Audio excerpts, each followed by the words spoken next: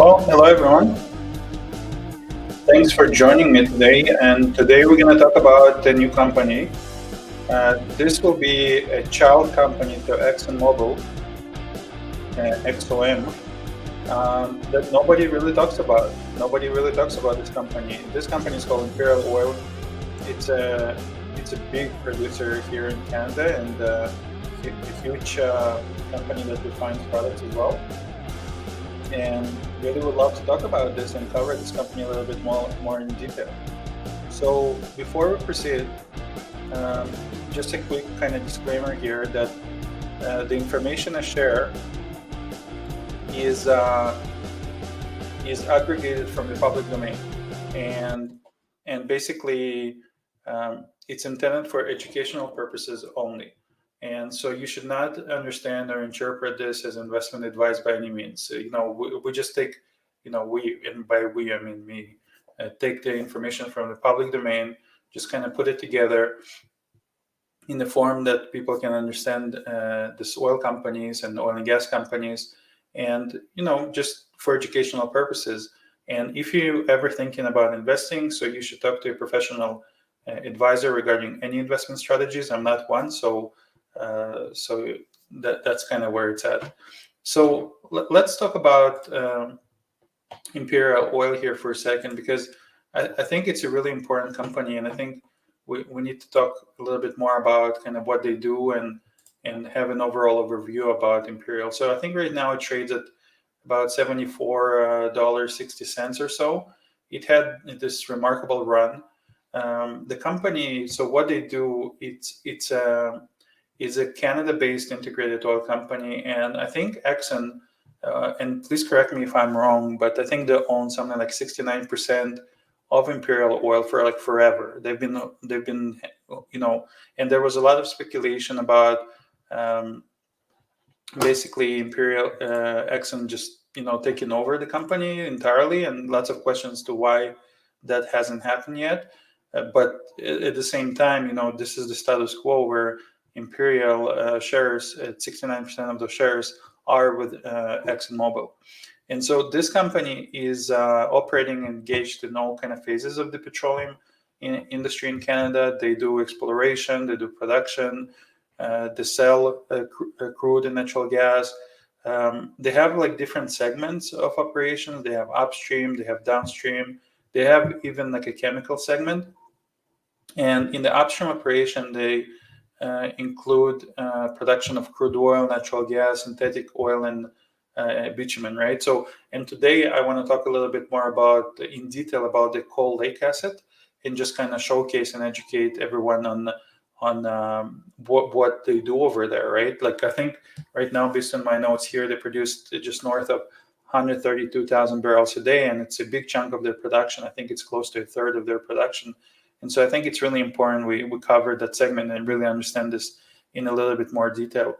Another thing I'm gonna cover today is I'm gonna go over the thoughts of Imperial, and you will see why nobody even talks about this company. Nobody ever calls market call and asking them about Imperial Oil. People just kind of maybe they don't care, or like there's something weird going on where Imperial is just like kind of behind the scenes, but nevertheless, it's a remarkable company.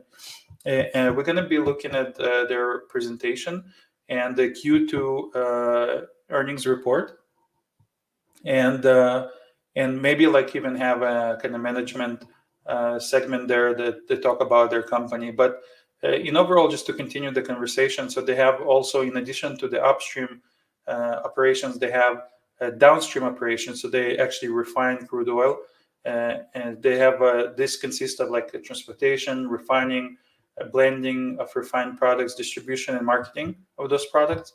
And the chemical operations, they consist of actually like manufacturing and marketing petrochemicals, which is an integrated part of our society.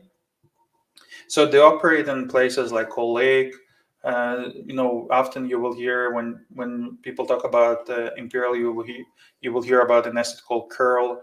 They have this Sarnia and Strathcona refineries where they refine crude oil, and the product and services include like some products are key that there's really no alternative to those products, like asphalt, chemical products, If you drive, in your neighborhood and you see an Esso station, well, that's Imperial Oil.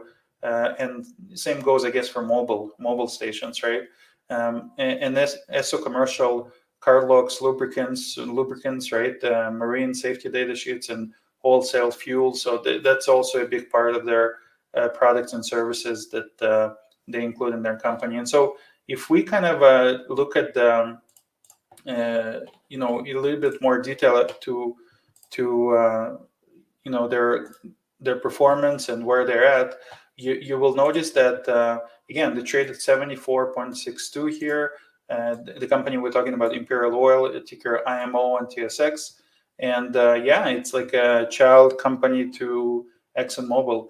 The current market cap is about $43.6 billion, as you can see here. So 43.6.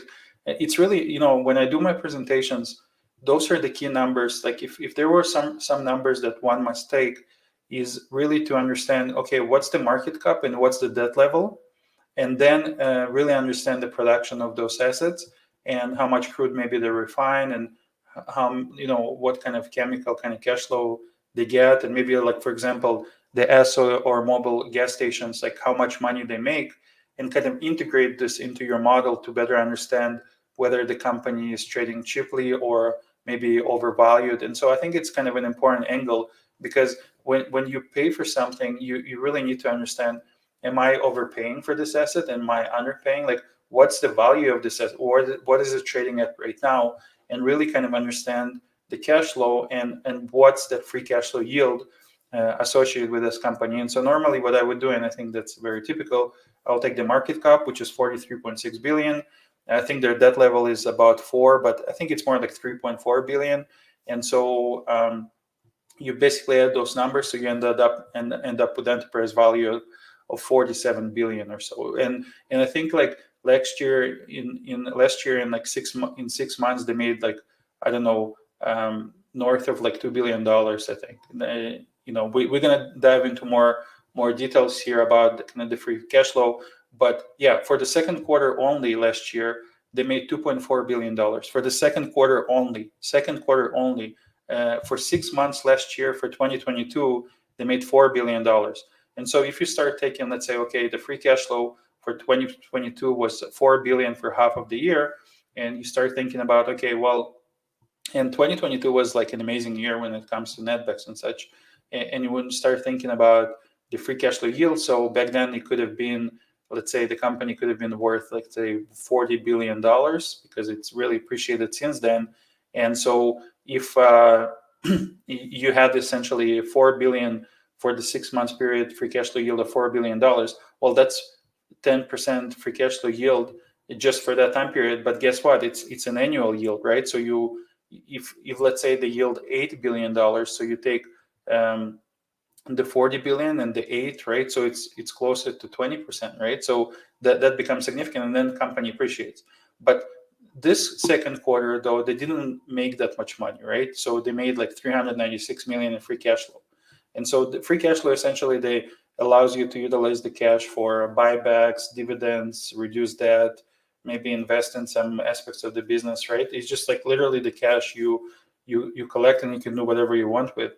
And essentially, if we think about this, in the second quarter this year, and we're going to go over in more detail, so 396 billion. Well, if you have every quarter like this, so $400 million plus 400, right? So you get 800. So let's say you get close to $2 billion in free cash flow in 2023. Well, if a company trades at, let's say, $40 billion and you get 2, so that's about, I don't know, it's like 5%, right? So let's kind of dive into more detail. So if you, let's say, 396, and just considering every quarter is like this, which is not going to be probably, but let's consider that. So you have about 1.6 billion in free cash flow, and enterprise value, I think it was like close to 47 billion, right? So if we, so it's like just close to 4%, like 337. But they did have some spend here, so it's not going to be representative of every quarter like that, right? So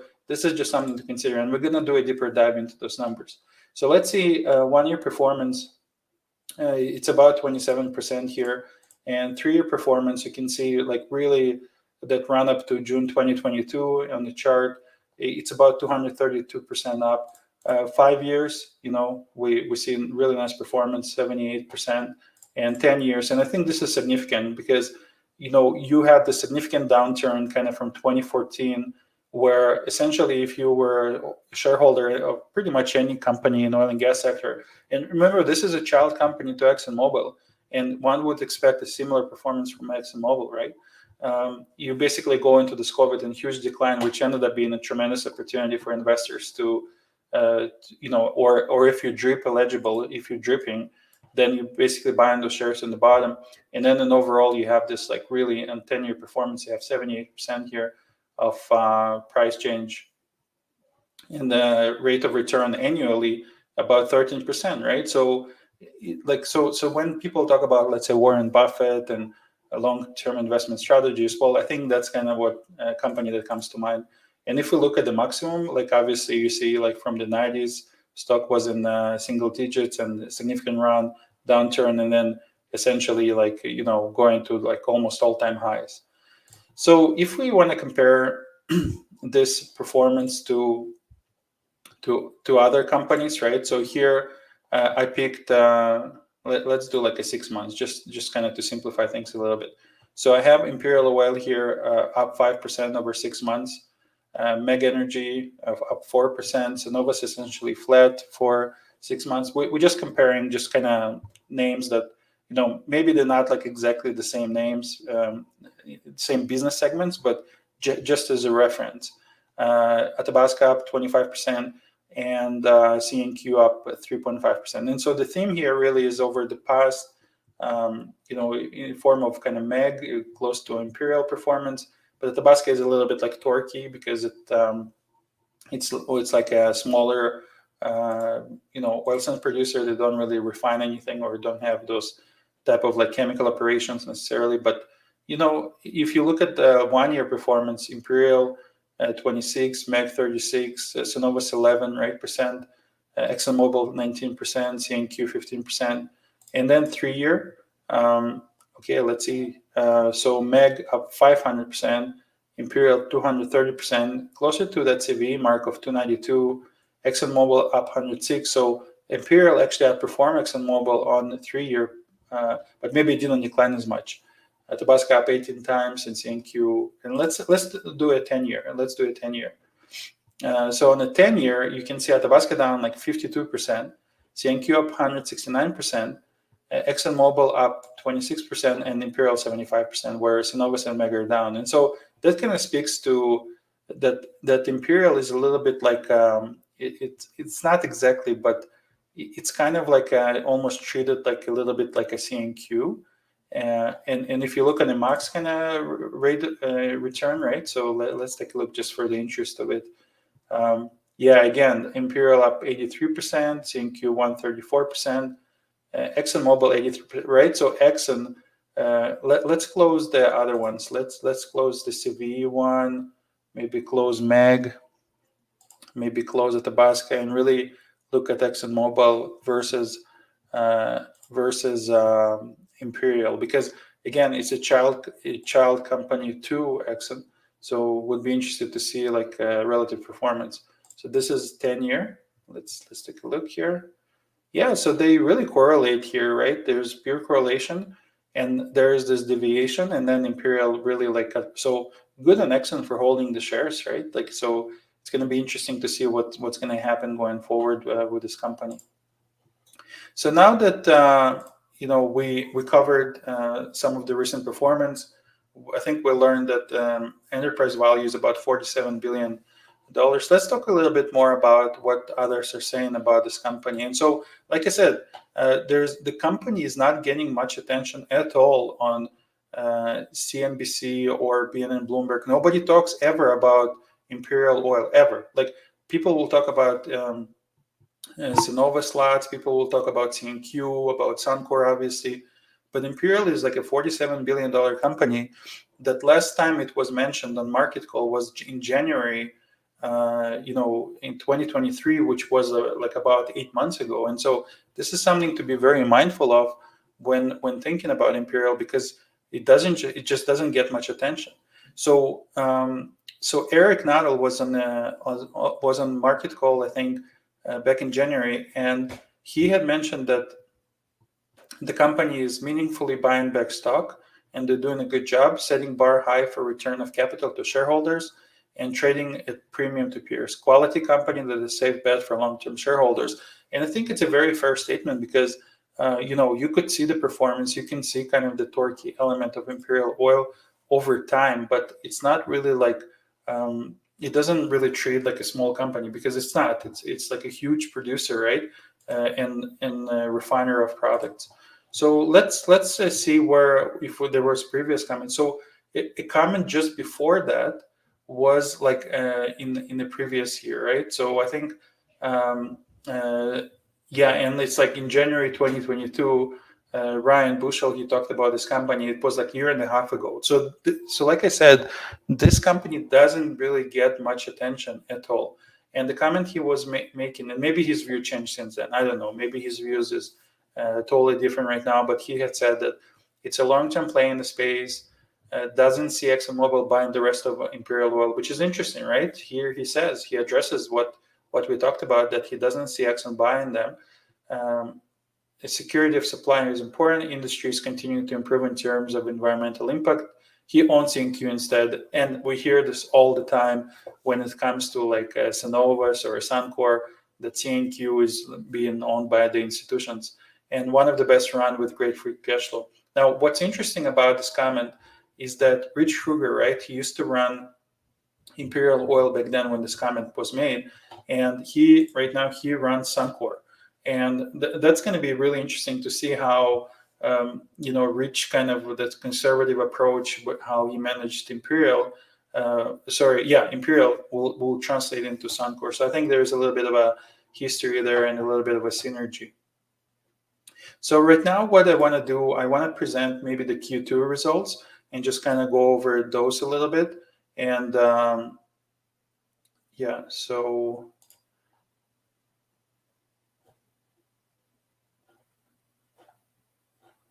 yes, stop screen. Yeah, so I'm gonna show the Q2 results for Imperial Oil and kind of go over those in a little bit more detail. So as I'm zooming in here, let's take a look. So yeah, so right away, you can see, I'm showing here the free cash flow. I searched for this, and you can see the free cash flow for the quarter. Okay, so it says here, yeah, free cash flow 396, as I had mentioned, in second quarter 2023. And so what one could do, and again, it's tricky, right? Because second quarter 2022 was $2.4 billion, $2.4 billion. And in the 6 months, you can see basically negative free cash flow in a way, but that's probably because they're spending money here, right? And for 2022, it was $4 billion. And that's how it derived the free cash flow yield. But again, it's such a dynamic company where, it's so massive, where the investments are taking place, and it's not really predictable in a way where I think it's a little bit like ARC Resources. It's not the same at all, but in a way, with their attached expansion plans going from 350,000 barrels per day to 500,000 barrels per day, Imperial also got significant plans on different operations they have, and we're going to be talking a little bit more about that as well. And so I think what's important to mention here from a free cash flow perspective, just to be fair on the number, it's about 396 million in Canadian dollars. And so one could start kind of seeing where things are heading when it comes to the free cash flow yields. But nevertheless, like I'm looking here, July 28, 2023, so very recent Form 8K by Imperial Oil Limited. So let's kind of go over this numbers here in a little bit more detail. So when it comes to their operations, let's share this. Imperial announced second quarter financial and operating results. So that's what kind of we're going to be looking at. And I prefer to focus on the tables, because the tables always tell a story that, it's kind of there. It just limits the noise, and you can always go and be like, okay, well, that's exactly what's going on, because I'm seeing this in the numbers, right? So this way you don't develop any biases. But I think this one I make an exception, because here they provide the exact throughput and production numbers. So I think it's important to go over those. So the net income for the quarter was 675 million, and we saw the free cash flow that was generated out of that, right? So the cash flow from operating activities was 885 million. So that's important, right? Like so the capital expenditure side of things playing a role here when it comes to yielding on the free cash flow yield side. They successfully completed and planned turnaround activities in Kearl, Strathcona refinery. So again, a lot of planned turnaround activities were happening. So what one should expect, and we've been talking inside, in our community. And again, I'm in the community. Razor Oil is so I'm involved in Twitter in the community where we talk about the broader market and we talk about the oil and gas sector. And so part of my incentive in doing this is sharing information within our community. So if you want to learn more about the COM community, just join us on Twitter. And my ticker is Razor Oil. And I'm also on YouTube, and probably that's where you're watching this, Razor Oil. And I cover all those companies and just talk about them. And it's more for my due diligence. It's not just something I enjoy doing. I would have done it anyway. But in this scenario, it just kind of helps me to hold myself accountable and continue kind of adding value to the community, but also, making sure I understand the numbers. And when I put something that maybe I don't understand or it's not clear to me, the community is very good at, right away commenting and just mentioning that, something to consider. So I think in overall, just talking about those things, we become very knowledgeable and much, much better off because as a community to better understand those companies. So you can see here right away, upstream production of 363,000 gross oil equivalent barrels per day. So this is essentially a 363,000 barrel a day producer.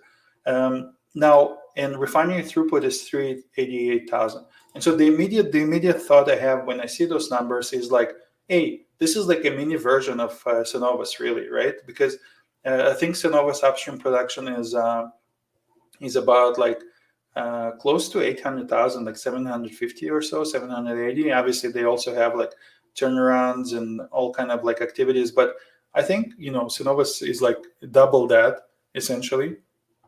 And on the refinery throughput, Cenovus, I think, refines about 740,000 barrels per day with similar utilization as the, all those other refineries that they own come online and being fixed and stuff like this. So this is kind of an interesting perspective here. And I think that's why we saw some views that I shared previously where it trades at premium, and that could be the case. That could be the case because the numbers here suggest that 363,000, 388.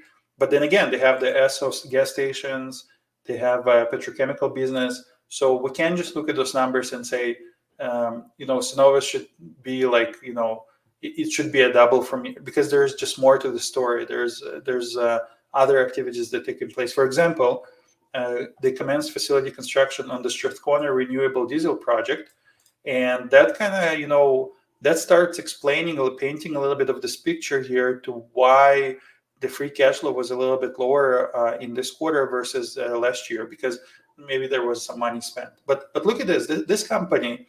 What's interesting about this company, they've been notoriously buying back shares.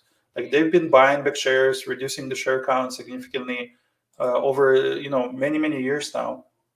And here we have a statement: renew the annual normal course issuer bid NCIB to repurchase up to 5% of outstanding common shares, with plans to accelerate completion of the program prior to year end. Well, that's awesome, right? But remember, at the same time, 69% is owned by Exxon, right? So they retire those shares, but there's not too many of those shares to start with. And basically, we commit to NCIB of 5%, and they've been doing this for some time now. That share count decays, and you saw the stock performance, right? So there's kind of this angle there where, sometimes we talk about just buying your own shares. Well, this company, that's exactly what they do. And so they also pay dividend, third quarter dividend of 50 cents per share. So, and again, correct me if I'm wrong, but let's say you have 1,000 shares, right? So that will be right now, based on current stock price, that will be like $75,000 or so, right? So so if they pay you 50 cents per share, that means that, and if they do it on quarterly basis, then they give you basically $2 per share annually, right? So that 1,000 shares you had becomes $2,000 in dividends from that $75,000 investment that was made. And obviously through NCIB, you get 5% of the outstanding common shares kind of being bought back. And so that's, I guess, that's their value proposition of what they're communicating to investors, to why one should invest, I guess, in the Imperial. And then they also tell you, hey, we not only that we're producing this and that and refine 388,000 barrels per day, we also have this facility construction, Strathcona renewable diesel project, which I assume is very economic. So we're going to be seeing kind of maybe some of their slides and what they're up to. Okay, let's go see some tables here. Yeah, so some highlights maybe. Let's kind of go over those. Net income of 675 million, so 1.15 per share. And obviously this is compared to 2.4 billion in the second quarter last year, and we saw that free cash flow table to really confirm that. Cash flow 885, so we covered that. And what they're returning, 257 million to shareholders since the second quarter. And the renewed share repurchase program, right? We had mentioned that. Oh, okay, let's see here. Enable the purchase of up to 5% of common shares, outstanding maximum of 29.2 million shares. So 29.2 million shares, right? That's significant if stock is over $70 per share. Production 363,000. Again, really important, right? Those are the numbers I love to look at because it gives me kind of this indication of what's the value of this company. So I start market cap, right? So what was it, like 43, 44 billion, debt 3 to 4 billion, let's say 47 billion enterprise value. You get that, you get kind of perflowing matrix, right? You look at the remainder, like the refined 388, you have the petrochemical business, the Esso Mobil station. So you start kind of converging towards a certain number at the end. It would be like, would I pay for this that much? Would that be, equivalent to that? And that's how, in my brain, I'm trying to, as a value investor, trying to really understand if something is undervalued or overvalued. Because we all have our models, but I think, if it's not simple, simply not. And you gotta, in a way, simplify it, because all those multiple free cash flow kind of models and really complicated things, reality is it's very difficult to know what the oil price is going to be. But you got to really understand, hey, what's the cost of supply? What's kind of where are they okay, and what's kind of the relative understanding of this? Is it overvalued? Is it undervalued? So that's the way I look at it. So total gross bitumen production in Kearl 217,000. And we're going to be looking more, I think, in my presentation, more about the Coal Lake CSS operations, not necessarily the Kearl mining asset, which in a way it's much more simplistic, right? So completed construction work on key mitigation efforts to expand the existing seepage interception system at Kearl. This is interesting. I was not aware of that at all. First ever delivery of renewable diesel to Kearl for use in mine fleet. Okay, that's good. Yeah, we're going to cover this in more detail. 132,000 barrels per day of Coal Lake operation, CSS operation. I'm going to cover this in this presentation. Finished drilling and completion of all wells receive final unit module of Coal Lake Grand Rapids Phase 1. We're going to see it in the map, so that's exciting. Company share of gross production from Syncrude average 66,000 barrels per day. So that's an interesting operation, right? Syncrude. We're going to probably cover it in the next in a couple of presentations. Refinery throughput 388, right? So that's good compared to 412 second quarter last year. So a little bit less here on the refinery side, probably because of some maintenance activities. Started facility construction of the Strathcona renewable diesel project. So this is key, right? This is key because they're spending money. This project is designed to produce more than 1 billion liters of renewable diesel annually. primarily from locally sourced feedstock, and could help reduce greenhouse gas emissions by about 3 million metric tons per year, as determined in accordance with Canada's clean fuel regulation. So they're working on some renewable technologies here, renewable diesel production, expected to start in early 2025. Petroleum product sales were 475,000 barrels per day compared to 480 last year. Chemical net income, 71 million. And here again, this is the value proposition, I think, of those presentations that I'm making, because one is able to look, hey, they produce, 300, let's say 340,000 barrels a day or so, or they refine 388,000. Chemical income, right? So when you sell, okay, 71,000. Enterprise value is 47 billion. Okay, what's the importance of this segment in the business? Now you look at 53 million in the second quarter of 2022. Well, that's higher, right? So things are becoming a little bit more economic there, which is great. Okay, upstream net income loss factor analysis 2022. You can see some of those numbers here in the table. This is important, I think. As we dive into like market price and average realizations, and I think as we look at the data, right? So look at this. So West Texas Intermediate US per barrel, 2023 in second quarter was $108.50 in 2022, and we remember, that there was this really huge momentum in the oil prices because of Russia attack on Ukraine, war in Ukraine, right? A very unfortunate situation. But oil prices went, I think, over 120 dollars per barrel, and then the kind of declined over the course, and we got to the point where we got to like the 6 handle, and now WTI recovered to, as we speak right now, I think it's about 83. And then for second quarter of 2023, it was 73, right? So one could start kind of deriving, okay, we have additional $10 here on WTI US per barrel. And so what's the implications of that? On the Western Canadian Select, we have 58 versus 95, right? Those were like some amazing prices last year, $95 per barrel and 58, which is not bad, to be honest. It's not bad. I mean, it's probably much better now. I think it's like about 67. Also, there was like a little bit of an angle where differentials were narrowing here on the WCS, right? Western Canadian Select. But I think we're at 67 now. So again, to start understanding Q3, maybe one could add $10 on WCS and WTI here. Spread was 15. I think it's closer to that right now as well. It's between 10 to 15, maybe like $12, $13. Bitumen per barrel, 68, right? So that's good. Synthetic crude, right? Really nice, $100 a barrel. Synthetic crude oil per barrel, right? $100, $144 in 2022. So, and the exchange rate also changed from 74 to 70. Went from 78 to 74. So I think it's also important to remember the foreign exchange rates. So production partitioning, and they have 100. It's about flat. So those are mining operations for Imperial Oil. For Kearl is about flat at 154,000 barrels a day. So 1,000 barrels a day.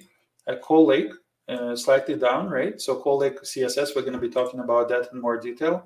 So 132,000 barrels per day. Syncrude production here is down from 81, right? So this is another, I think, mining operation. Kearl total gross production 217.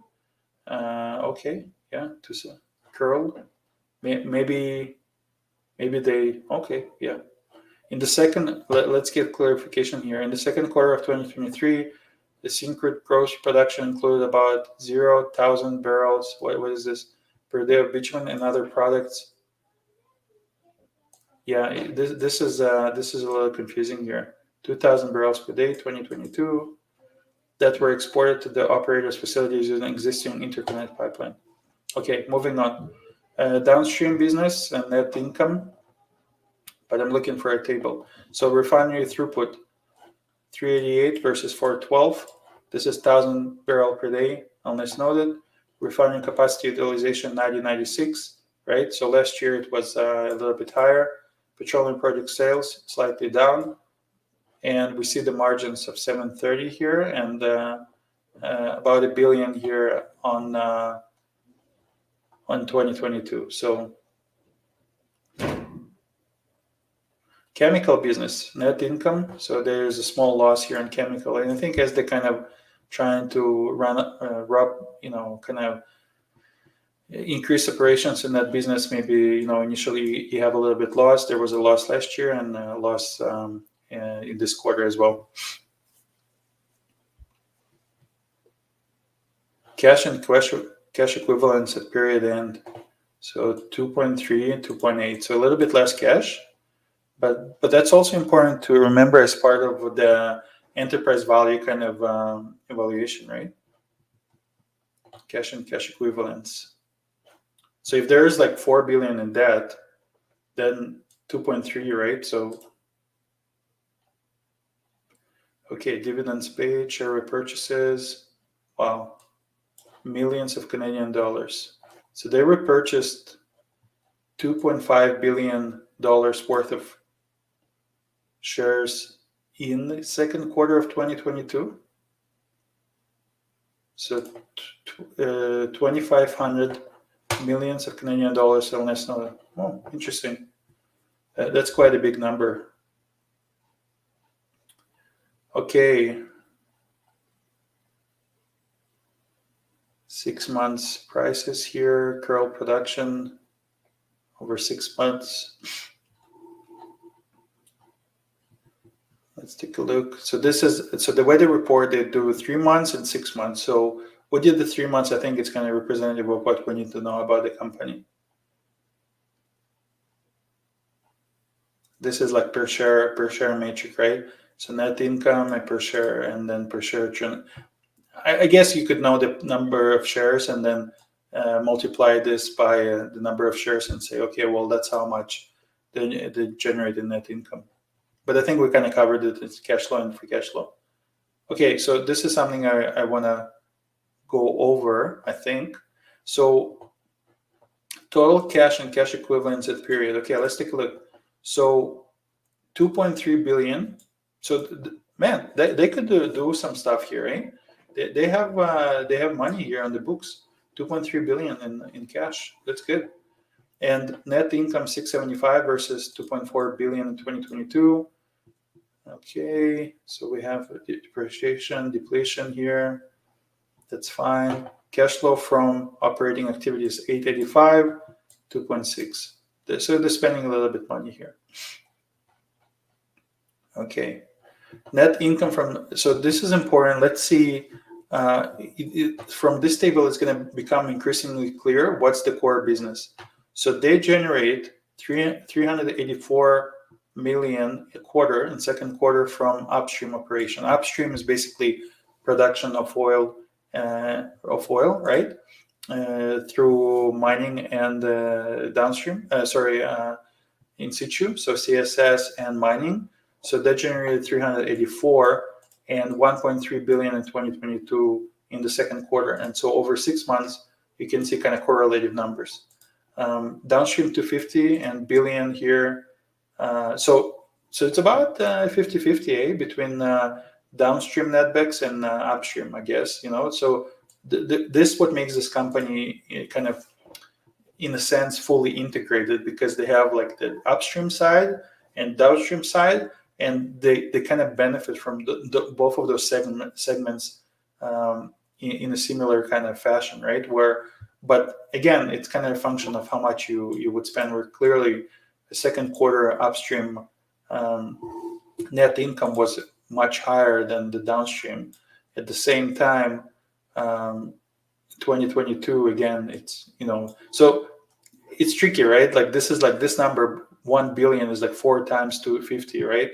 That was the income last year, and that number is like also 4 times higher. But again, if they choose not to spend that much money, maybe the income could be a little bit higher, I guess. But this is something management communicates, and not much we can do about. But in overall, one could calculate the free cash flow kind of sensitivities from the income perspective, and kind of provided the range of the oil prices and the kind of crack spreads, right, from 2022, 2023, and really kind of come up with their investment thesis.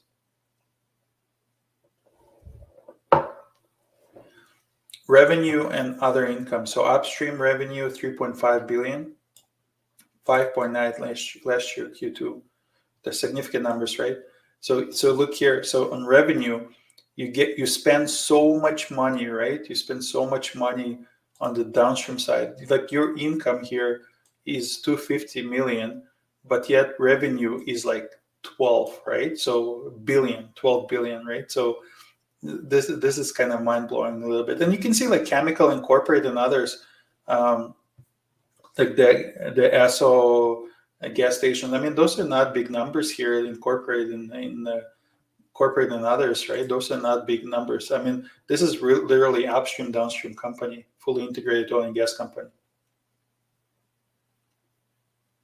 Purchases of crude oil, production and manufacturing.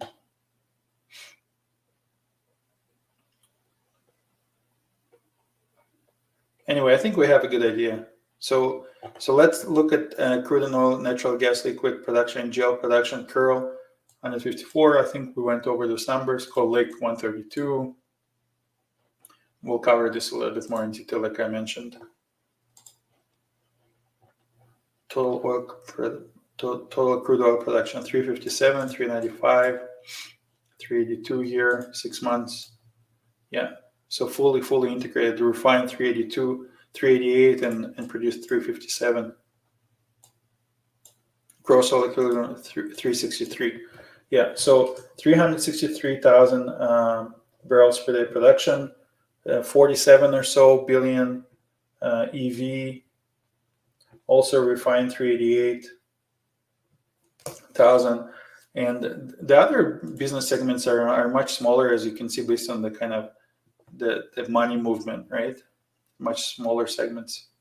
Petrochemical sale. Okay, let's take a look at this. This is interesting. Average realizations here. Bitumen 68 versus 112 last year, 100, 144. I think we went over this table. 2.36, 6.9 natural gas, right? Per 1,000 cubic feet. That's what natural gas was like really high last year, and then it kind of declined significantly. The Widowmaker trade, natural gas. Refinery throughput, we went over those numbers already, but 388, a little bit less than last year. Petroleum product sales, 1,000 of barrel per day. So they sold 230,000 barrel per day of gasoline, 176 heating, diesel, and jet fuel, lube oils and other products, 42, heavy fuel oils. And again, when we talk about kind of energy transition, in my mind, it's more like energy addition. Even if you have integration of like EVs, and gasoline consumption is still kind of healthy in the United States, right? It's about, I think, close to 9 million barrels a day. But then again, like, do you really have an alternative to heating diesel and jet fuel? Like, can we like have a battery that you can attach to a jet and it can just fly? No, this technology doesn't exist. So this product will be required for many, many years to come. Gasoline will be required for many years to come, even if it's like exported by products to overseas, right? As India and China are kind of ramp up their operation. Diesel, heavy duty machinery, like really, really important, right? Heating oil, right? So lube oil, no alternative. Heavy oil fuels. Yeah, so very, very steady business, right? Petrochemical sales, 220,000 of tons. So very consistent with last year numbers. So that's how much they sell in from petrochemicals. And again, petrochemicals, we need those products. We need those products for our daily life, right? Everything around you, like take your phone. Take your phone. There's plastic, right? So.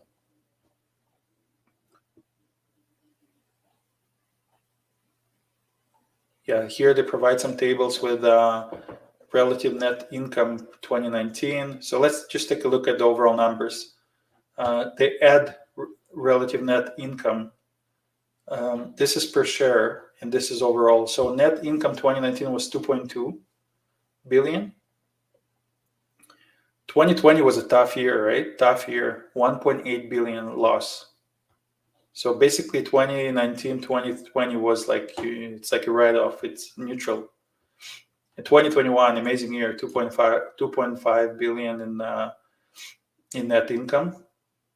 2022, a remarkable year, 7.3 billion, 7.3.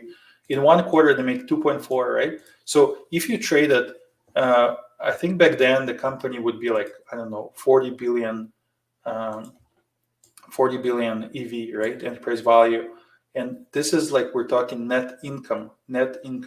So the net income yield, net income yield. I know it's not common, but people may make fun of me for that. So net income yield, 18%. In 2023 so far, we have 1.9, right? So first quarter was really nice, 1.2 billion first quarter, second quarter 675, so it's not bad. Okay, so free cash flows from operations.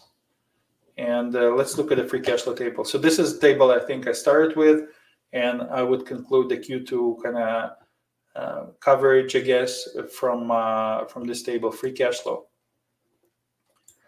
So free cash flow, the way I would calculate it, take basically this number and the overall, free cash flow, and obviously like 6 months, there was seems like there was a loss here. But again, it's kind of a function of how much money they spend.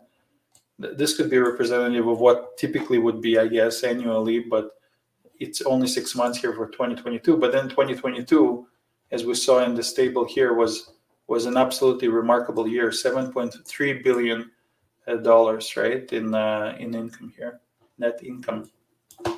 So yeah, it's not intuitive kind of how you would calculate a free cash flow yield, considering there's so much deviation in some of those numbers, and the company is busy, they're spending money. So what will be a fair value? But in overall, it's clear that it's not like undervalued, but it's consistently delivering and making money over many, many years. So it's like a typical kind of like, I guess, Buffett approach when it comes to like, don't lose money in a way, so. And yielding, I don't know, on average like 10, 13% over like 10, 20 years, which is also remarkable. So right now what I want to do, I want to maybe share, okay, so I'll remove this.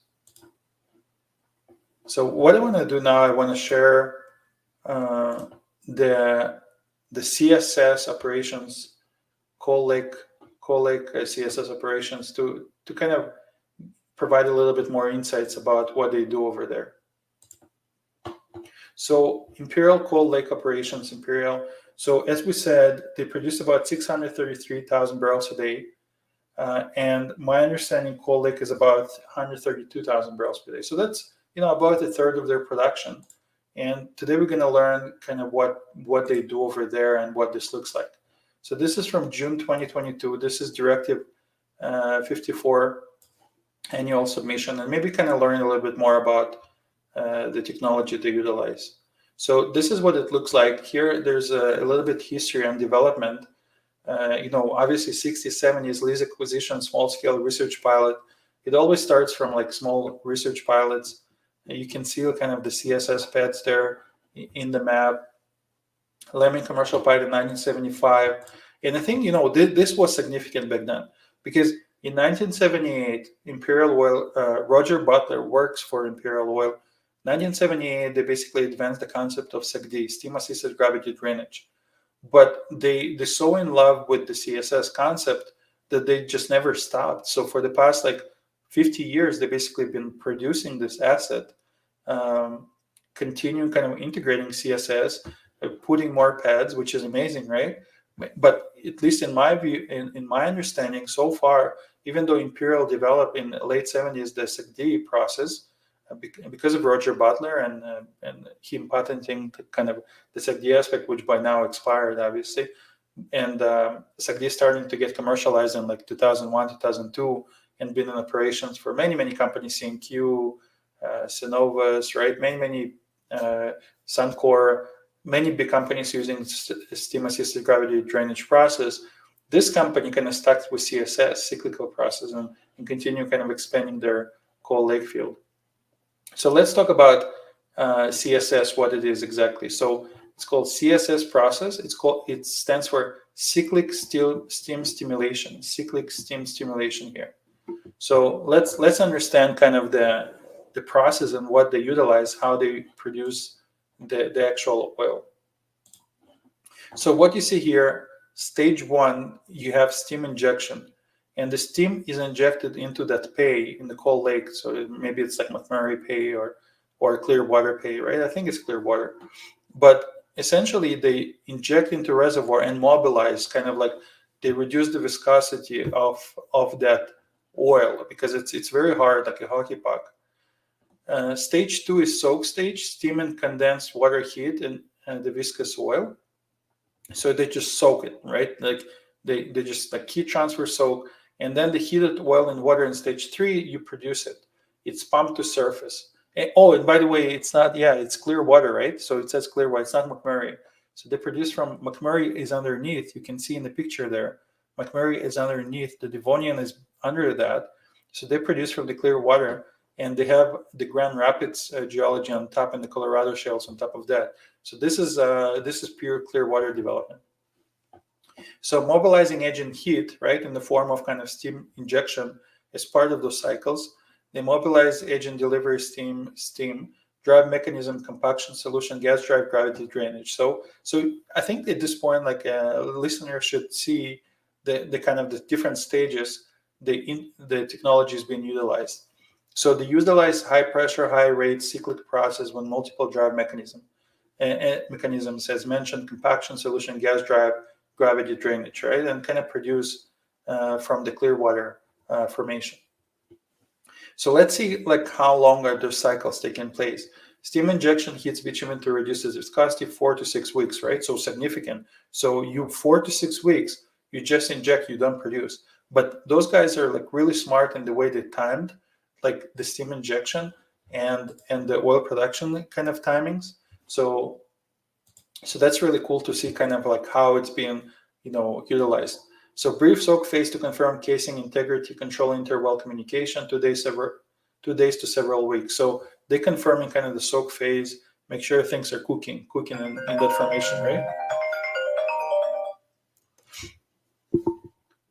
Length of production period increases from a few months to early cycles to multiple years and late cycles. Okay, that's cool. Okay, so right now let's see CSS process overview. So CSS process overview, you have injection production rates for typical 4-acre Coal Lake pad. So now you start seeing those cycles. So this is in years, right?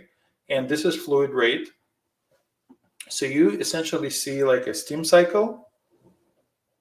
You see a steam cycle, and then you see a production cycle. Obviously, the water the steam you injected, it now becomes water. So in kind of the production cycle, you produce the water, but you also produce the oil, which is the black line here. And you can see in cubes per day what that would be. Now, to translate a cube per day cycle, you need to multiply by 6.2. So if this is 1,000 cubes a day, let's say, and midsection, let's say it's about 500 cubes a day, and this will be, let's say, 250 cubes a day, well, that's like 1,300 barrels a day or so, like 1,400 barrels a day. Depends, right? It could be like 500 barrels per day on the late life cycle as you go into like year, as you go into year 10, 12, 14, 16. So, but nevertheless, like this is what the cycles kind of look like.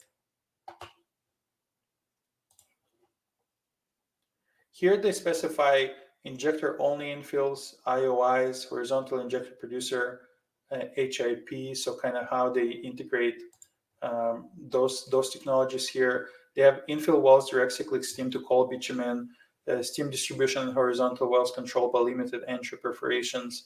And for the injector only infills, the existing deviated wells operate as cyclic producers.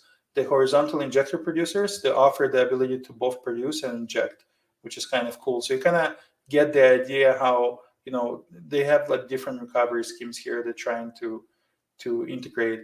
And also steam flood process overview, right? So the way the share here, they have this heated channel, residual oil, the horizontal infill well, and trying to kind of produce that oil via the continuous steam injection into dedicated wells and continuous production from the dedicated well. So it's kind of like an operational strategy they share here. And you can see the picture here at the bottom of Coal Lake operations, how basically they will kind of inject and also produce through the different cycles. All right, so this will be their Coal Lake production performance. So, and you know, the expectation, obviously, look at so oil is that green bulk kind of color. Obviously, it doesn't decline, right? So if we take this like 20,000 barrels per day, so what would be the number here between, maybe let's say 22,000 cubes per day times 6.3, get 138,000, right? And they reported 133, so I'm not far off. So what you see basically in this picture is the steam that continues to kind of increase. You can see the water to steam ratio, which is, you know, close to that steam injection, because that's the material balance. You'll be producing the water back as you inject the steam. You can see the oil to steam ratio as well. But obviously it results in very constant, predictable production for the oil in the clear water formation, right? So basically, like, there's no, and I think that's what the challenge people have, is that there's essentially kind of no decline on the asset. There's just no decline, right? As you can see here, as the kind of stage of CSS processes, like, you know, they have one cycle where you inject, one cycle where you produce, but then on the neighboring pad, you will like do the other stuff, right? So essentially, you always kind of inject, always produce, but that's the way you stage. And look at the time frames here. So this is 1985, right? 1985, 1978, that's where the SAGD idea came. And those guys just continue doing CSS. But can you blame them? Because who would want to stop this consistent oil production that continues to increase? And why to integrate SAGD if you're so good at the CSS and you just kind of continue going with it, and you have basically no decline in the asset? So again, you can see kind of the drilled approved map for the Coal Lake, Imperial Oil Coal Lake operations. So you can see kind of the Clearwater boundary. You can see the Grand Rapids development boundary. So they go into those like different geologies and extract oil from those sections, and the way they integrate the pads. Those are the isopox for Clearwater net bitumen pays. So very high, right? Very high pays here, up to like 60 meters, right? So this is significant. But other ones looking good too, like 20, 30, that's fine. So this is gas water zones in communication with pay. So obviously this is not like ideal zones. Like, you do have some heterogeneities. You do have some like gas zones, water zones, and you know, and they will be putting their pads. And you can see kind of strategically how they've been avoiding those areas, midsection areas, and trying not to put pads in those areas just to avoid the heterogeneity. But they've been very good kind of integrating and growing the asset, making sure, obviously safely, right, that there's kind of no lake integration. It's always kind of away from the water zones, which is great. But you can see how they're doing a good job kind of, you know, getting the pads in nice zones. And there's many years of continuous development that they could integrate there. So seismic performance, this is really like the Grand Rapids project boundary, the Coal Lake leases, right? So you can see the pays here, where the oil is and kind of where they're going to be landing. Let's keep those. Okay, some properties here. Average reservoir properties, original bitumen in place. So the API gravity is about 10. So that's very heavy oil, right? Very heavy. Bitumen viscosity 100,000 centipoise. So 100,000 centipoise viscosity, it will not flow just naturally. You cannot just put like a well and it flows. You have to kind of induce drainage by gravity, I guess, through that cyclical injection, kind of mobilizing that oil. It's like a hockey puck, right? It will not move. So that's why they use that recovery scheme. Porosity 27 to 35%, average 33%, permeability 1 to 4 Darcy, 1.5 Darcy average, bitumen weight percent 6 to 14%, 10.5% average total net pay, 0 to 60 meters, right? That's remarkable. Average 30, like we had mentioned.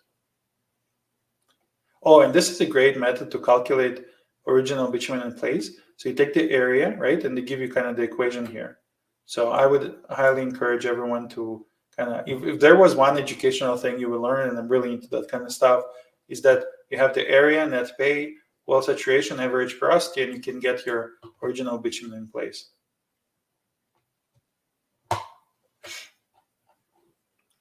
All right, so pad recovery. So we have different recovery percentages here. You can see the net base for each pad, the porosities, the permeabilities, the effective oil saturation, effective original bitumen in place, drainage areas, and recovery year to date, which is in 2021. But you can see kind of this numbers 26, 22. There's lots of oil to recover from those pads and continue kind of developing, especially as they have like, like some of those pads, like the 00W or whatever, it's like 73% on the EBIPs, right? Ultimate recovery to date, EUR. So you can see kind of the target 75 to 80. So there's some more even room to left even for that. And obviously some younger pads, so 17% here, 12% there, you know, as they continue to stage them over the many years, that they continue draining those pads. More here in the stable, obviously.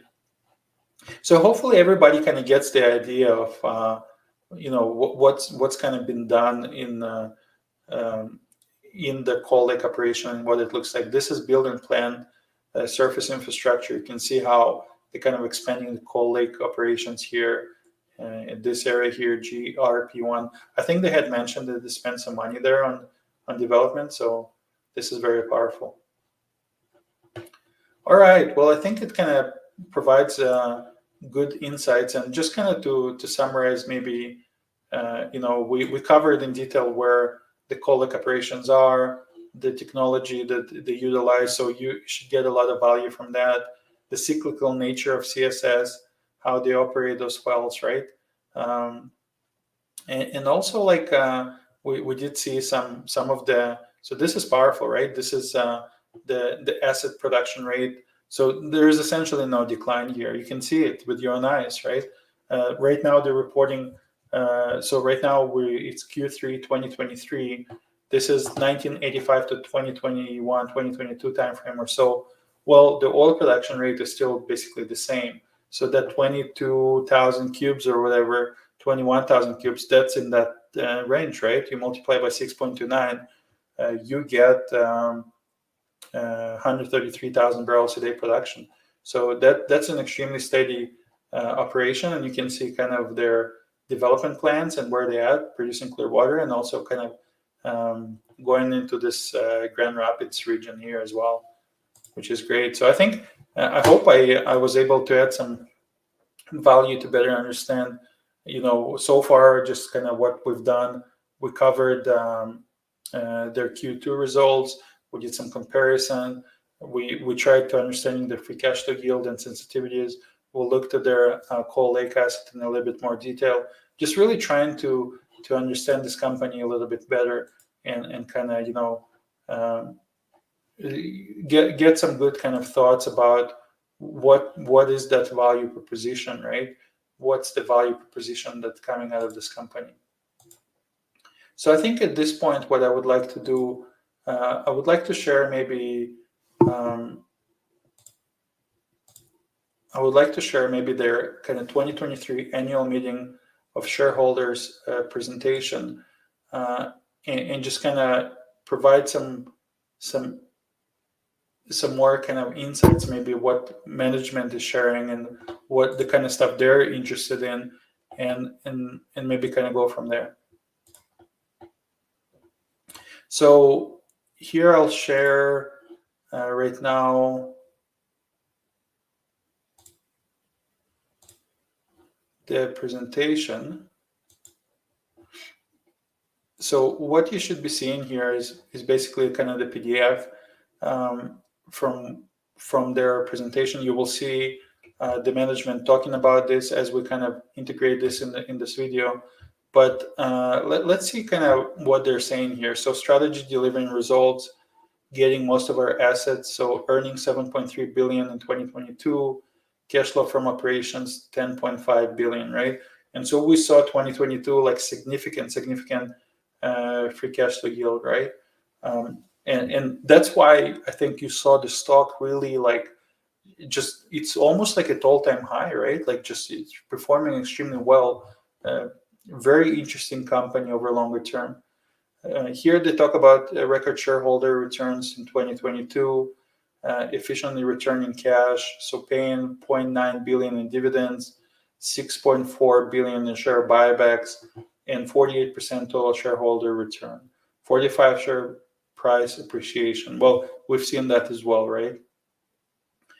Key accomplishment: best ever lost time incident rate, best ever second half production at Kearl, 5 consecutive quarters above 140,000 at Coal Lake. I think they reported 132,000 or so, 133,000. But I think for that time frame, they did have some elevated oil production rates. But as you saw, it's very steady. And so, probably next quarter, they're probably going to go to 140, probably next quarter. Maybe even like, continuing like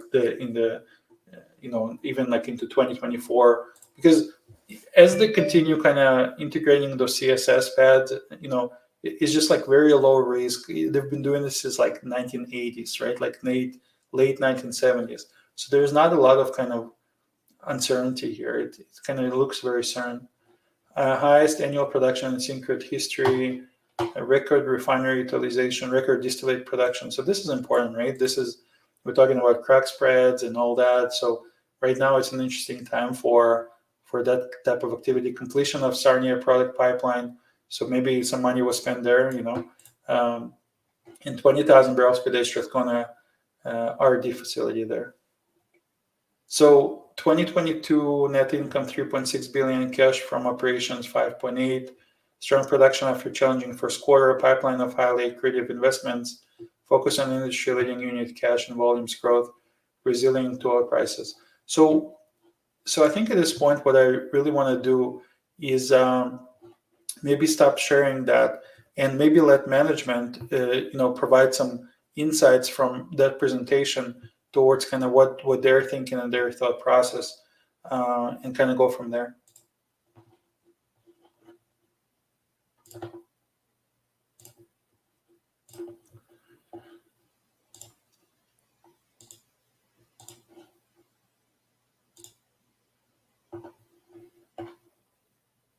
To the point in the meeting where I will spend a few minutes to provide an update on the company. 2022 was an exceptional year.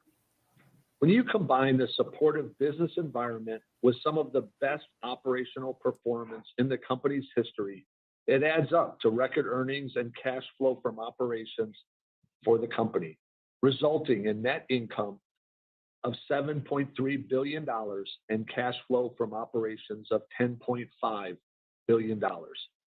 And this does not happen by accident. It is a result of our relentless focus on safe and reliable operations, as well as the financial discipline we are known for. With respect to our operations, we delivered a number of best ever performance records across our assets. I'll provide more detail on these in a minute. Being disciplined about how we spend our shareholders' money, be it capital or operating costs, has long been a hallmark of Imperial's approach to business, something that does not change based on the market conditions of the day. In 2020, in the depths of the pandemic, this approach was critical. It was this focus on managing costs and capital spending that set us up for the level of success we have achieved recently, and particularly last year. And we have carried that momentum into this new year. The focus we have been consistently putting on safe, reliable operations continued to pay off in the first quarter as we delivered another strong quarter, both financially and operationally. As we announced just last Friday, Earnings for the quarter were $1.25 billion, with cash from operating activities of over $1.5 billion when excluding working capital impacts. And we delivered another quarter of strong operating performance, with upstream production of 413,000 barrels per day and 96% utilization of our downstream assets. This high level of operating performance continues to deliver significant value in the current commodity price environment.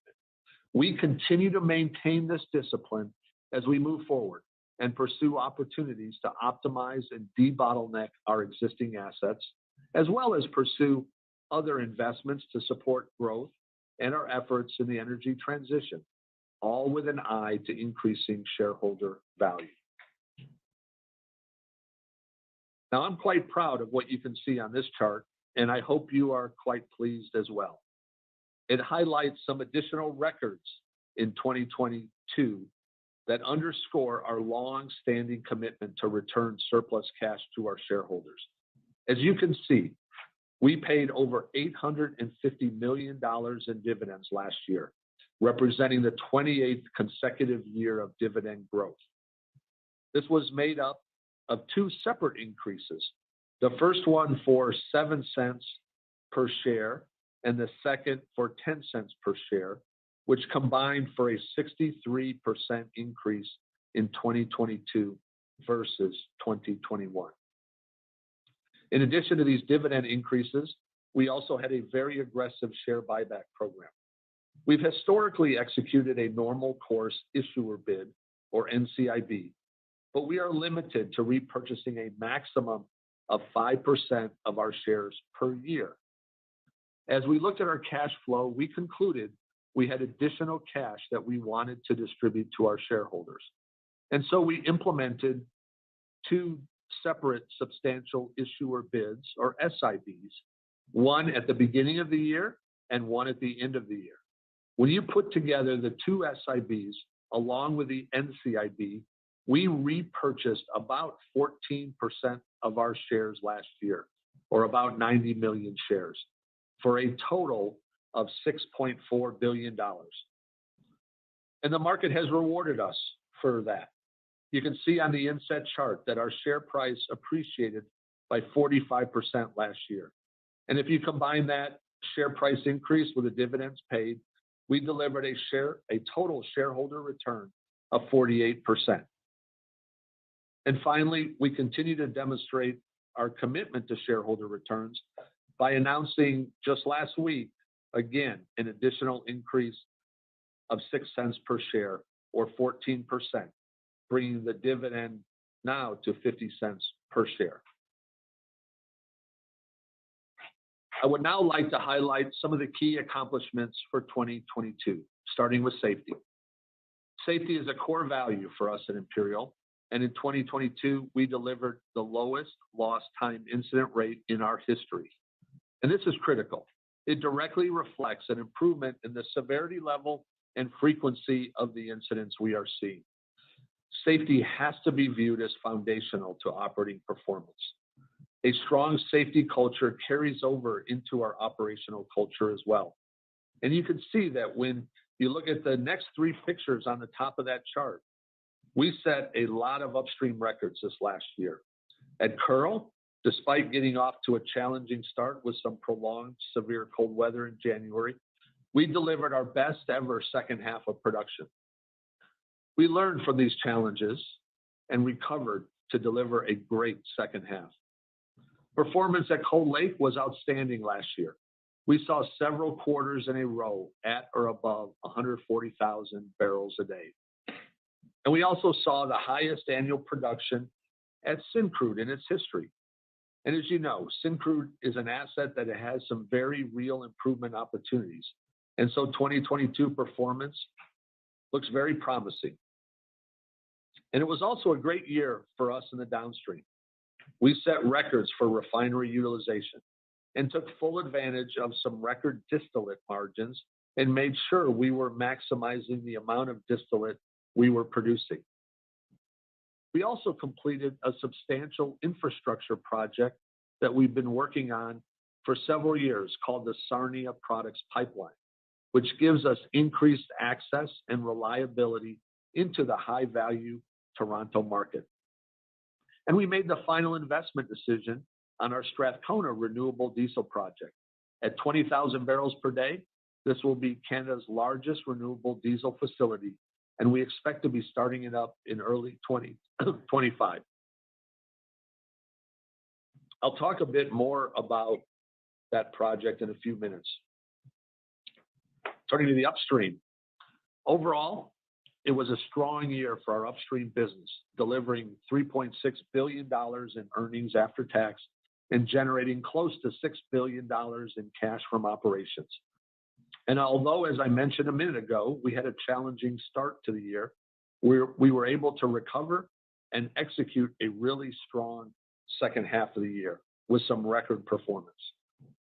Our capital discipline remains key to our strategy here, and we've got a number of compelling opportunities to grow and sustain volumes, but also allow us to profitably lower our emissions. And we are committed to ensuring these opportunities are underpinned by strong financial returns that deliver value for our investors. A great example of this is our Grand Rapids Phase 1 project, which we are executing as we speak. This project is expected to provide 15,000 barrels per day of new production and uses a technology that should deliver a 40% reduction in greenhouse gas intensity versus our legacy cyclic solvent process. This new technology requires lower upfront capital investment and a lower operating cost, making it very attractive. Along with these accretive investments, we are also committed to our journey to be the best-in-class producer, maximizing cash flow and positioning ourselves for a lower carbon future. We have a number of initiatives underway to reduce our operating costs in pursuit of our target of industry-leading unit cash costs. Assets like ours, which are long life and low decline, provide a real advantage here. Now, moving to our downstream business had a terrific year as well. Net earnings of $3 billion and cash from operations of $4.7 billion, representing another successful year for a business that has demonstrated incredible resilience through the cycle. For decades, we have worked hard to ensure safe and reliable operations at our refineries. And this intense focus is what allowed us to deliver some of the best reliability performance we have ever seen, and ultimately record refinery utilization and profitability. You often hear us talk about the benefits of integration, and we continue to seek opportunities to further integrate our assets. And that comes from multiple perspectives, including synergies between refining and our upstream, also between our two refineries in Ontario, as well as between our refinery and our chemical plant at Sarnia. So a significant effort supports the strategic value of integration in our company. And as with our upstream business, we are always looking for strategic investments that deliver value to our shareholders by delivering profitable volume and margin growth. In particular, we are increasingly focused on developing and implementing low carbon offers for our customers right across the country, as well as plans to meaningfully reduce Scope 1 and Scope 2 greenhouse gas emissions from our operations. Our Strathcona renewable diesel facility is a great example of this. So let me take just a minute to provide a little more detail on this exciting project. The Strathcona renewable diesel project is not just a transformative project for Imperial, but it is also an important project to help Canada achieve its net zero ambitions. With changing regulations like the Clean Fuel Regulation, there's a growing demand for lower carbon intensity transportation fuels. Up to this point, most of these fuels are being imported into Canada for blending in order to meet these requirements. But we have a real opportunity here to manufacture this product locally, taking advantage of having our largest refinery located in the heart of agricultural country, and being able to take advantage of the existing infrastructure our Strathcona refinery provides. And through the use of proprietary technology, the product we make will be suitable for use in the extreme cold weather we have been known to experience. The bottom line is that we can produce and refine renewable diesel cheaper ourselves than it would cost for us to import that product from the U.S. Once completed, it will be the largest in Canada when it starts up in 2025 at 20,000 barrels per day, or more than 1 billion liters of renewable diesel. The feedstock for this renewable diesel is locally sourced agricultural crops like canola and soy. The renewable diesel is expected to deliver close to an 80% reduction in the total life cycle greenhouse gas emissions versus a conventional petroleum-based diesel. And if you add that up, that equates to about 3 million tons a year of total greenhouse gas abatement, or the equivalent of about 650,000 cars being removed from the road each year. So quite impactful. Construction on the project has started, and we are planning on startup in the first half of 2025. And during the construction, the project will support around 600 direct jobs.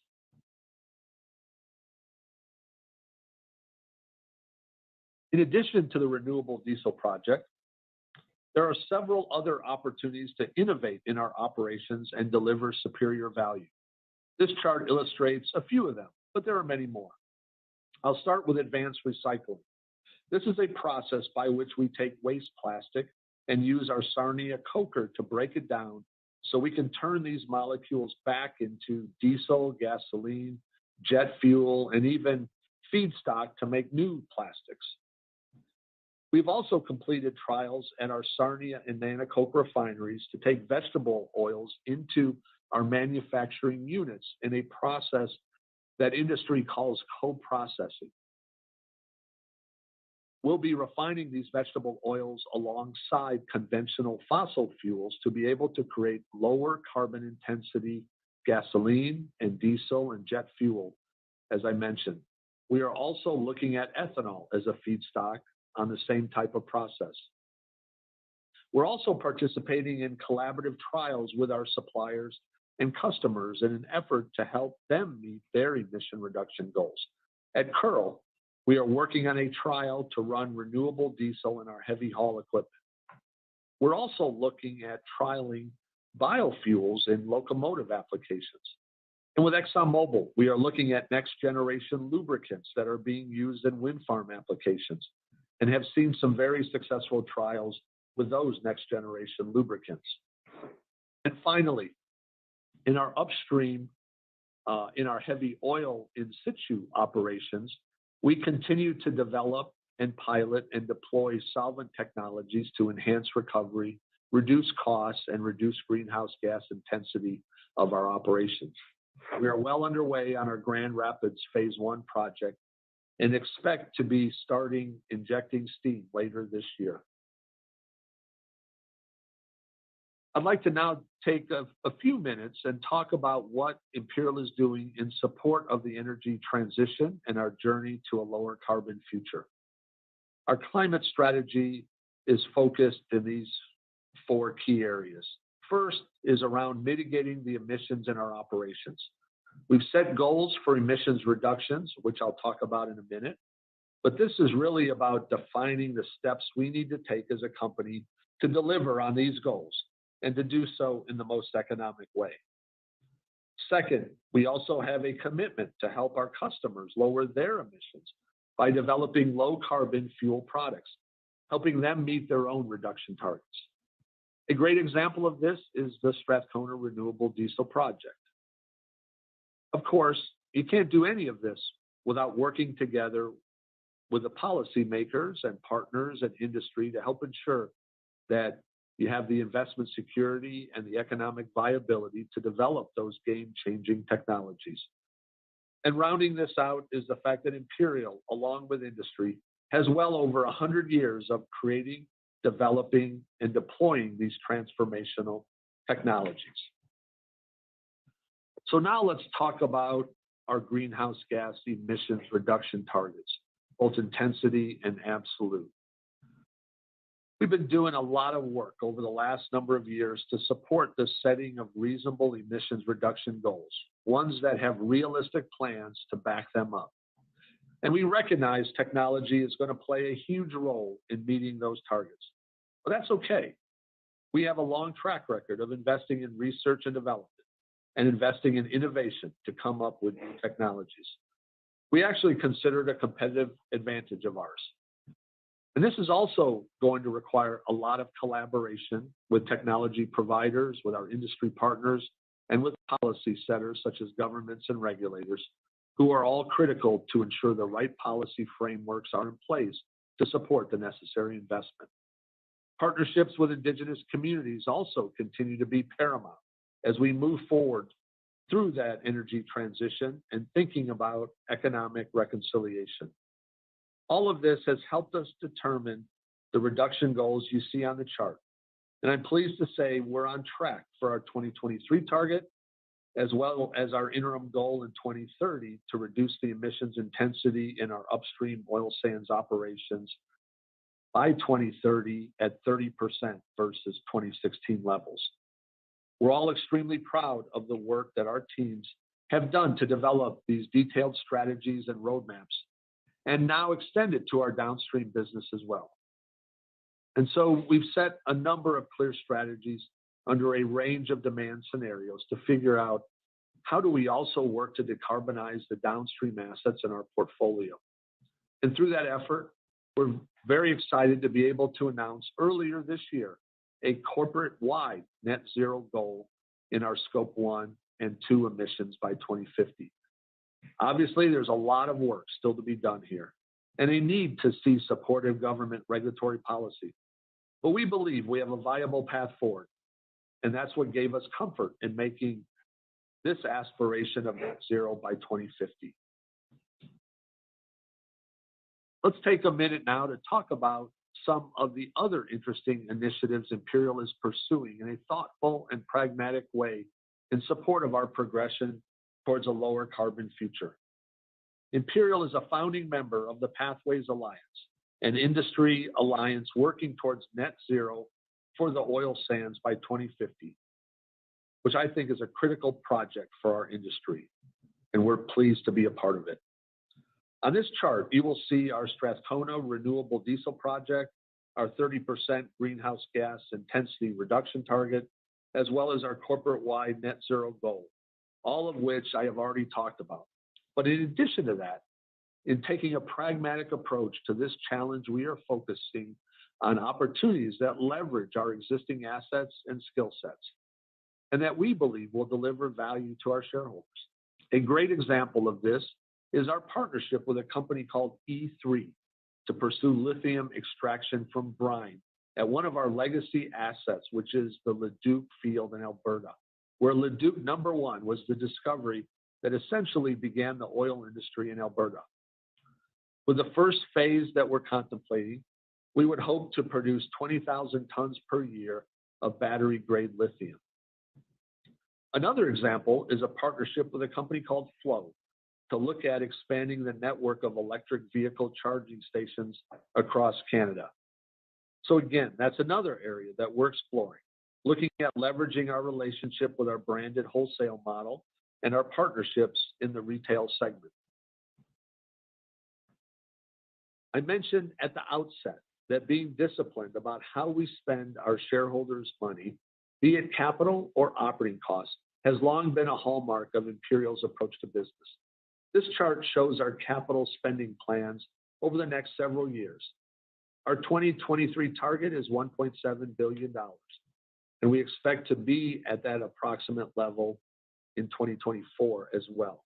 Beyond 2024, we expect to see a slight decrease.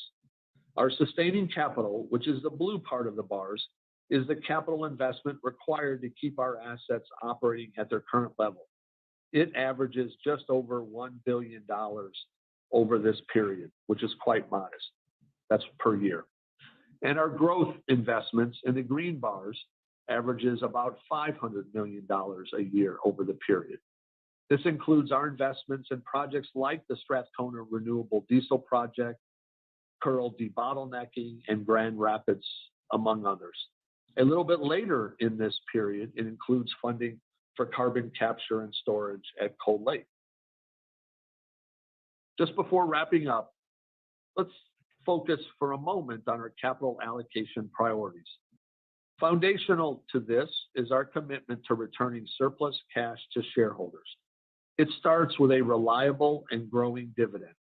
In the upper left, the blue bars are the dividend, and the orange line represents our share count. Regarding the dividend, we have delivered 28 years of consecutive increases. And just a couple of years ago, in the first quarter of 2021, our quarterly dividend was 22 cents. And with our announcement last Friday, it's now 50 cents. So this is an increase of more than 125% in a very short period of time. And as mentioned earlier, we also have a track record of returning cash through buying back our shares. You can see this in the orange line on the top chart. And if you look at that chart on the lower left, you can see how material these share buybacks are. As I mentioned earlier, 2022 saw a record year for shareholder returns, with dividends and share buybacks combining for over $7 billion. We are quite proud of our track record here and are committed to continuing to return surplus cash to our shareholders.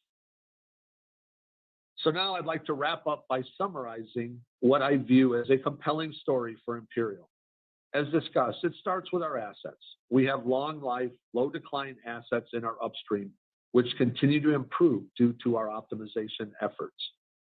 And we have advantaged downstream assets that continue to prove the importance of integration.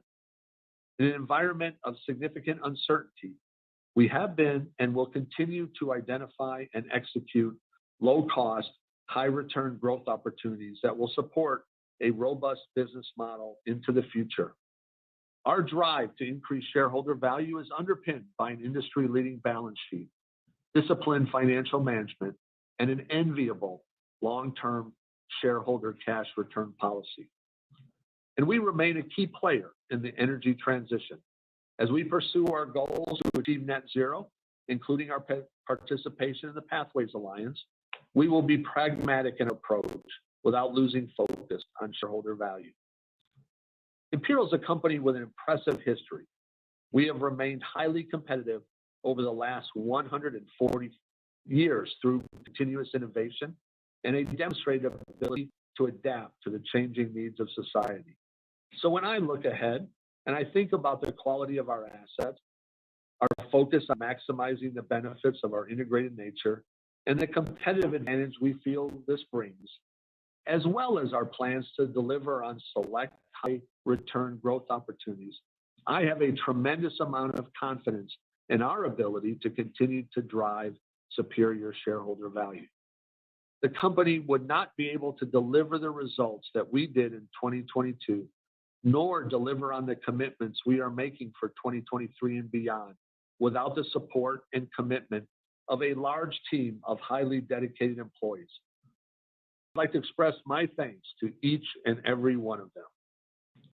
I'd also like to thank our business partners, including contractors, suppliers, and customers, for playing such a key role in our success.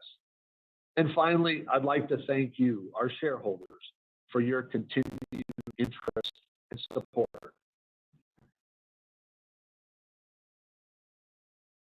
So let's now move to the question period. If you have not done so yet, please submit your questions using that Ask a Question section of the meeting webpage. I would like to remind you that questions should be of interest to all shareholders and not of a personal nature. If your question is related to a personal matter, I recommend that you submit your question separately after the annual meeting by contacting Investor Relations by email at investor.relations@esso.ca. In the event that multiple questions of a similar nature are submitted, We will aggregate those questions and provide a single comprehensive response. We will endeavor to answer all of the questions submitted. In the event that time does not permit, we will address any unanswered questions on our website shortly after the meeting. I will ask Dave Hughes to read our first question. The first question comes from Francois Meloche. Concerning the recent leaks at Kearl, can you elaborate on the allegations that the company took too much time to communicate with the leadership of the Athabasca Chippewa First Nation, also known as the ACFN, and whether this could represent a breach of the impact benefit agreement with the First Nation?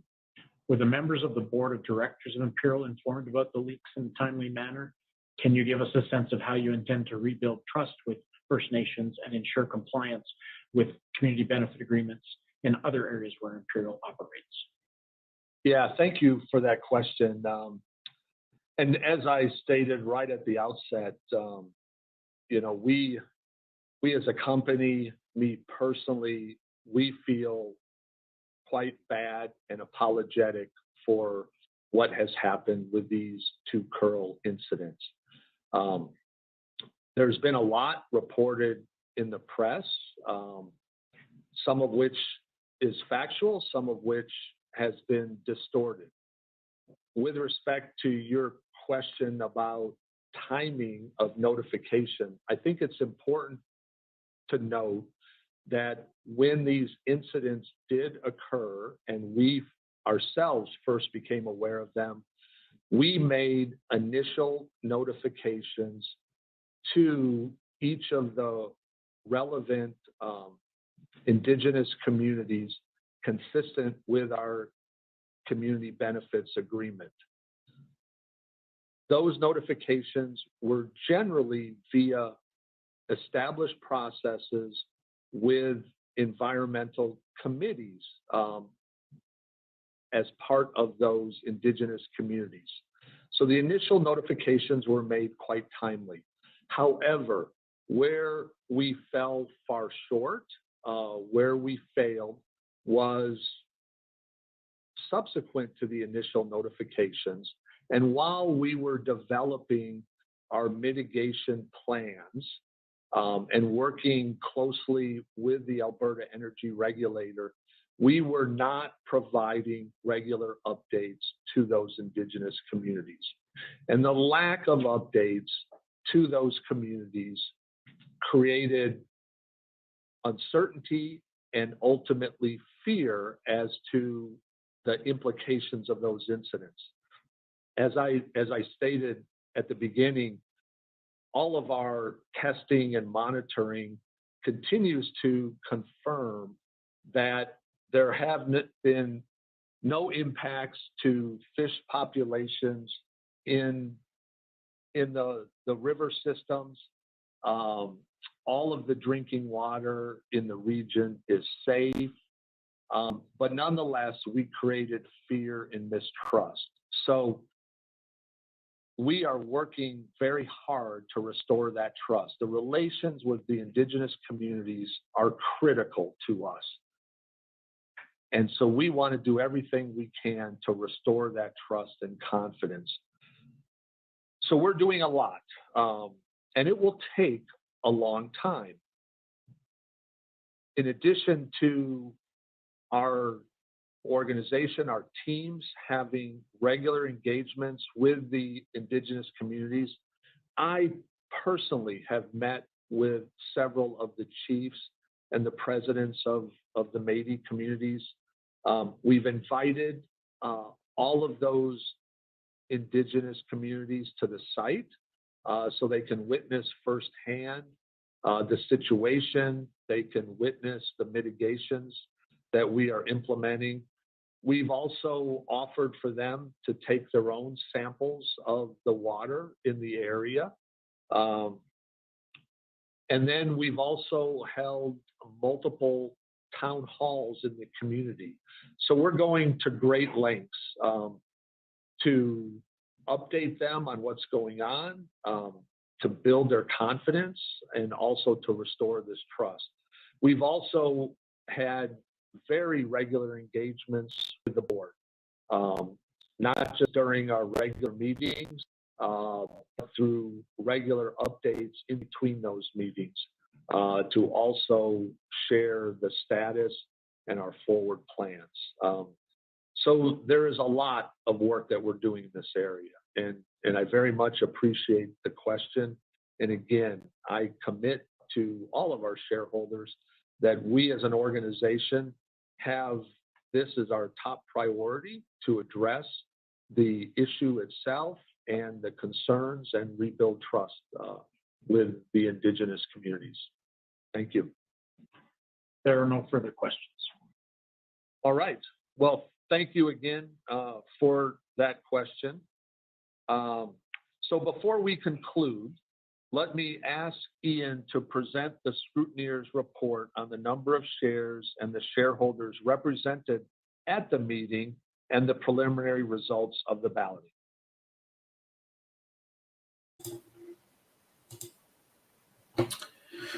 Well, thank you, everyone. Yeah, as you can see, there were like some issues last year for 2022. My understanding since then, the incidents got resolved, but nevertheless, I was appreciative of management kind of sharing their thoughts on the slide deck, and they did have a Q2 earnings session as well, but maybe we can listen next time to the Q3 earnings session for Imperial. So just kind of in conclusion, based on what we talked about, as you saw, basically, today we talked about Imperial Oil, right? So a massive company, they handle a lot of refining throughput at 388,000 barrels a day or so. We covered in detail the Cold Lake operations. They produce about 140,000 barrels a day. I think they produce about like 133,000 barrels a day in Cold Lake. We learned about CSS.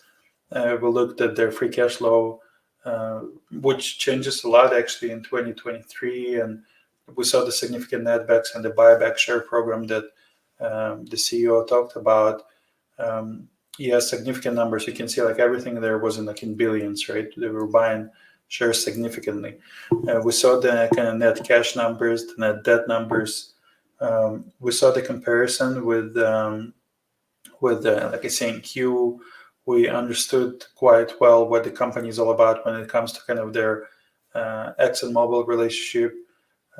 It's an interesting story because they integrated company, but they also have this petrochemical business.